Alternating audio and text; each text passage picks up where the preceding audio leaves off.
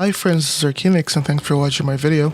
I bought Last Epoch because I was stuck in between two pain points.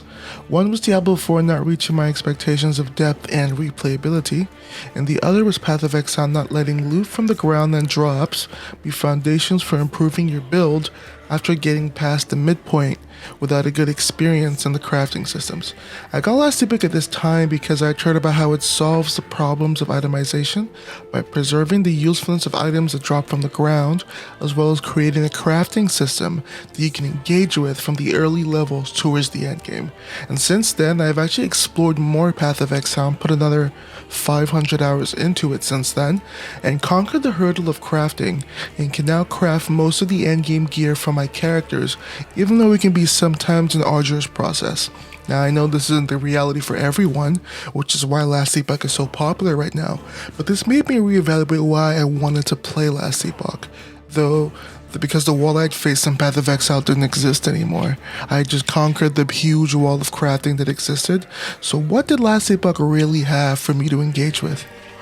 So in this video I'd love to think about and explore why should a player from Path of Exile play Last Epoch. I think the first thing that I hold dear is that Last Epoch tries, and that's enough to warrant my time. The philosophy of the game and how they have tried to innovate with problematic systems in the ARPG space is enough to pique my interest. Look at what they're doing with the SSF and trade systems. The first public iteration of this has provided SSF players with an option to focus on loot, but hasn't actually seemed to dilute the time it takes to get to your character's end goals. The fact that they are brave enough to take this step is worth valuing because it shows how they are not afraid to question boundaries, and this is what usually leads to innovation and success in most spaces. The second reason that really stands out to me is that Last Epoch holds itemization sacred. Reflecting on Diablo 4's current patch, the game is in its 4th season, or approaching its 4th season, and its player base and community is still waiting for an update to its core itemization systems because they came out lackluster and uninspired. This could be deemed as the greatest sin in an ARPG because itemization at its core is the game. It's the starter, it's the mid-game, and the end game.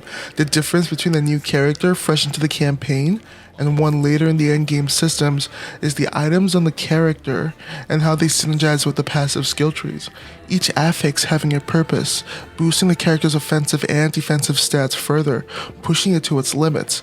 Last Epoch has found a way to make crafting relevant in the beginning of the campaign and all the way to the end with Gamba systems that keep you engaging with the loot chase to find the unique item with good enough legendary potential for you to slam your well-crafted gear into. And this fascinates me. I'm aware the launch has been rocky, I'm aware of the network and optimization systems the game still need to work on, but I'm willing to overlook other things like this that bother me about the game, as long as I see the devs trying hard to create a solid enough foundation that the future systems will rest on. I'm willing to push and pull on their systems and give actual feedback where necessary. I'm also willing to put the effort to a game where it feels like the game does the same. Thanks for listening to my video. My name is Arcanix, and I'll see you in the next video.